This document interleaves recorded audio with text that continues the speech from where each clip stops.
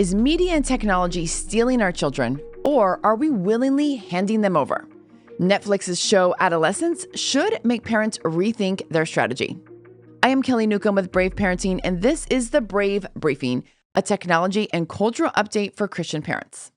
Well, the Western world has been riveted by Netflix's original show Adolescence. The 4-episode drama is intended to explore the dark side of adolescence and the influence of online content and social media. Jamie Miller is a 13-year-old boy charged with the murder of his female classmate after being radicalized by online content. Now, most media outlets are honing in on the toxic manosphere and incel community and online misogyny when discussing the series. And while those topics are certainly worthy of conversation, today I want to present a less discussed perspective within the show, and that is the role of Jamie's parents. In the 4th episode, after Jamie decides to plead guilty, the parents grieve and reflect back on what happened to their son. His mom talks about how he used to love to draw, but then when they got him his computer, he never left his room. She'd pass by his room at 1 a.m., and his lights would still be on, and she'd stand outside the door and remind him that he had school the next day. She says the lights would go off, but he would never say a word. Well, Jamie's dad responds with a resigned, even defeated admission, saying, "We couldn't do anything about that. All the kids are like that these days, aren't they?" Well, this statement is profoundly tragic, but not necessarily fictional. This defeatist statement echoes in the homes across the globe as parents shrug their shoulders, feel helpless, and ultimately believe that isolation behind screens is the inevitable new norm for their children. In the show, the dad's helpless attitude comes from a common lie parents believe, that they have no control, no say, and no authority over their children's online life. But I want to encourage you as parents, you are not powerless. Yes, social media, smartphones, and all the digital distractions are pervasive, but research has shown that adolescents whose parents monitor and limit have significantly fewer negative mental health outcomes. More than that, cultural acceptance does not negate our biblical parenting responsibility. God divinely appointed parents to disciple, to train, and to instruct. We see this in Deuteronomy 6, where parents are to impress upon their children God's truth, not just once, but throughout the day as you sit down, walk along the road, lay down, and rise up.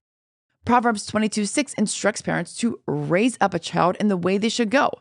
Notice that doesn't say, except when everyone else is doing something different.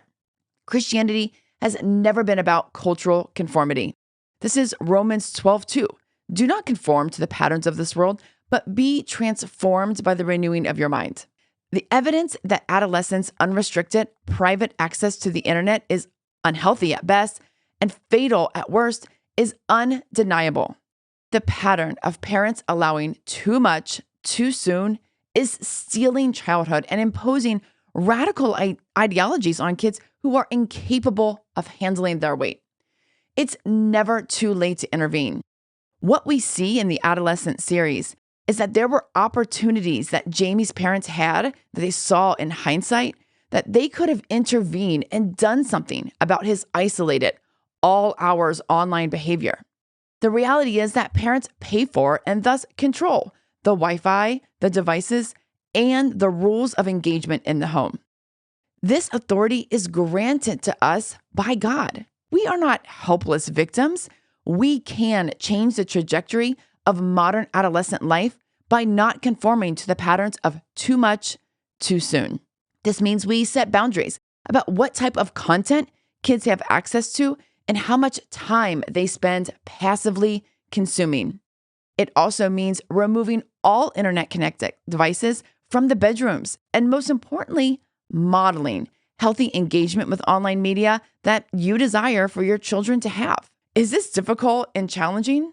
Of course it is.